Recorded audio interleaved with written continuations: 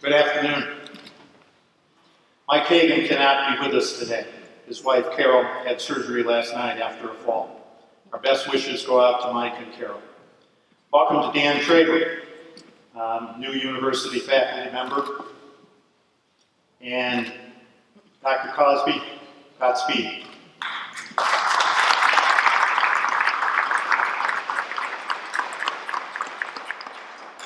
We have been tested this year as individuals, as families and friends, and as a community. As a result, we have deepened and authenticated the bonds between us.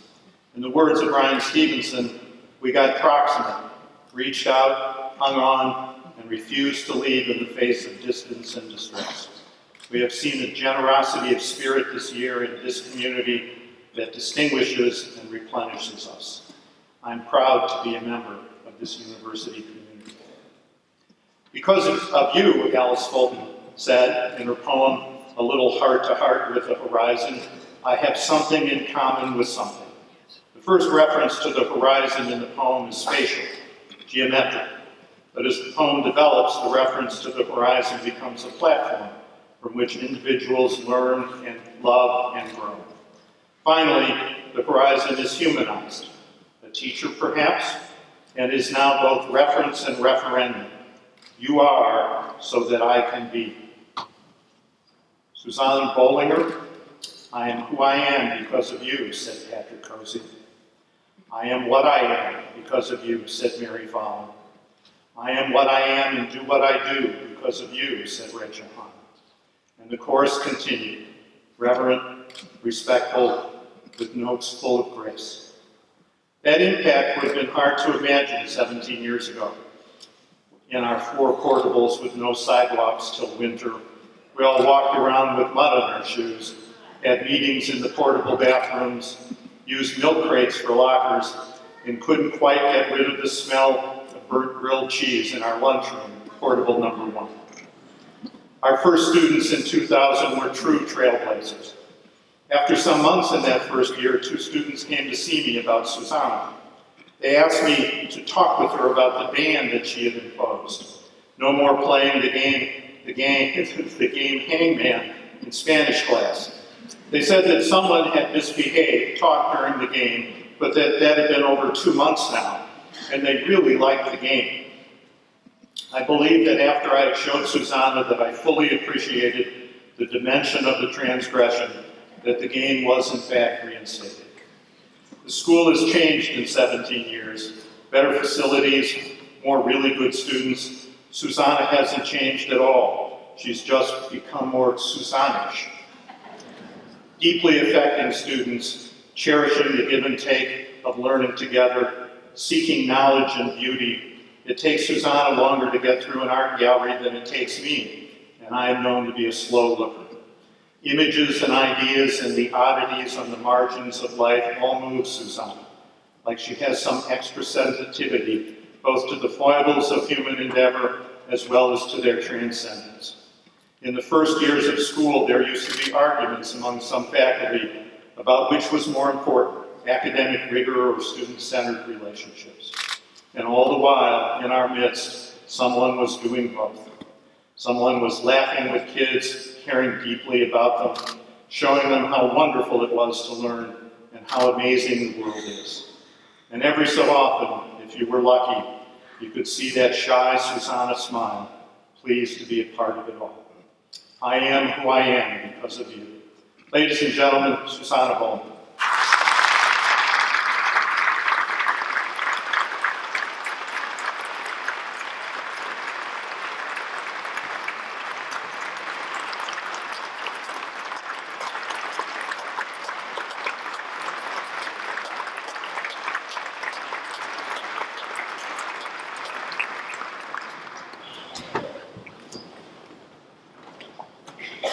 I have a correction to the college acceptance percentage you may have seen posted in front of the school, online, or perhaps heard from the boys on the street. That number has gone up because Jonathan Wiersema finally made his college decision. And here's some other numbers. 95% of our seniors were accepted to their first choice school. Over $13 million was awarded in merit money, and $2.8 million has been accepted. Seniors are going to 19 different states and the UK. 54% are going out of state. 16 students are going to colleges university students have never attended before. 5 students will be in the University of California system. And there were first-time acceptances to Georgetown and Brown. Thank you, Jonathan. Jenny Bremer will attend the Ball State Honors Architecture Program as one of 12 Whitinger Scholarship recipients. Elise Zaniker is a Presidential Scholar, Indiana Academic All-Star, and the recipient of Purdue's Stamp Scholarship. Josh Alford, Brad Cyrick, and Jacob Sears will be collegiate athletes next year. The Best Fit College approach is certainly alive and well, but there is more to it than that. There are now more truly personalized approaches. Students are more involved in all aspects of the process. Things are calmer, relatively speaking. Deadlines are met more consistently and agreeably, and there is an esprit de corps in the office that produces confidence, perspective, and deep satisfaction. This is a college counseling experience university students thrive in. To Maddie and Lede, thank you.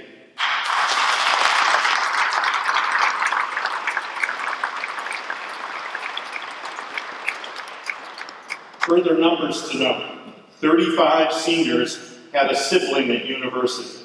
8 seniors have had at least 2 other siblings graduate from university. We are at number 4 on the Clem's graduation watch. And Andy Metzman graduates today, the last of 4 Metzmans.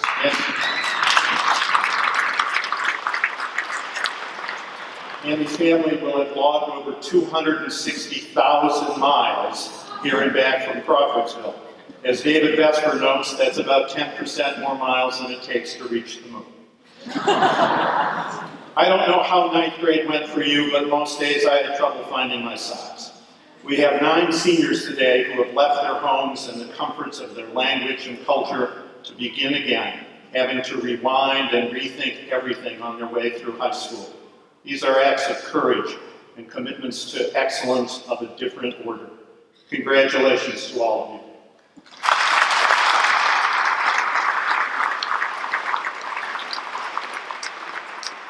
And about that senior prank. I have no idea what was up with the chickens in the teacher's lounge, although I understand that an egg was dispatched during the proceedings. Anyone who's tried to wait in the pickup circle west of Fairbanks Hall knows that parking and pickup on that side of campus has frequently required the patience of Joe. And about that banner, in order to satirize something, to exaggerate for effect, like say a college acceptance rate, you have to first know what it is, and secondly, you have to care about what it stands for. Well done.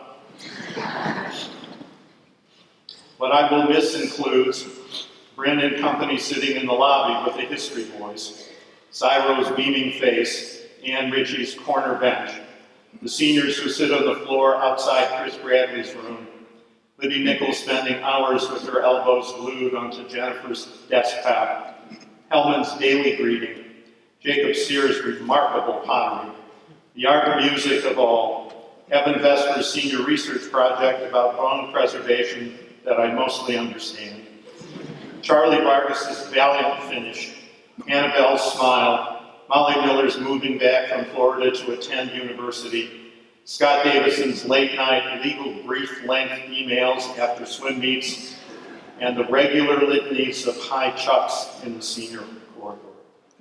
You have all taken a community under your wing, given the ideas and values of university your personal touch, and in doing so, you have made us better. Before the portables, the bathroom conversations, and the daily surprises that come with putting a school together, there was a vision of us, before there was even us. A vision that was clear, full of high purpose, and held with utter conviction. 20 years ago, current board chair Jeff Lewis and founding board members Kathy Hurst and Kate Appel, are you here? Would you please stand? And you.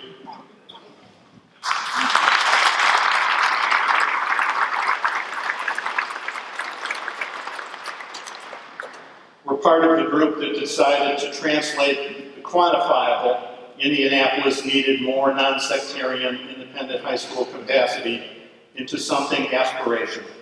That's not the way this usually goes. Founding board members said that they could do better than the high schools they had seen and better than the ones that their kids had attended. They said that students should be the architects of their own learning experience, forever at the center of it. And they said that values and character mattered most of all. We are here in part because of the consistent clarity of their vision and because of their ability to help see that vision through. The impact of our work together is now gaining recognition and influence beyond our gates. Wes Priest sits on the board of ISACS, our accrediting body for 240 independent schools. Alicia LeMagdalene is the incoming vice chair of the Orchard Board of Trustees. We have staff members asked regularly to sit on accrediting teams, and Isaac's administrator described the university faculty as one of the best in the organization. We have alums assuming positions of importance across a wide swath of areas and endeavors. And we have a second generation of university staff and board members, alums who have returned to add their contributions to what we do and to who we are. There's very much to be proud of. Thank you.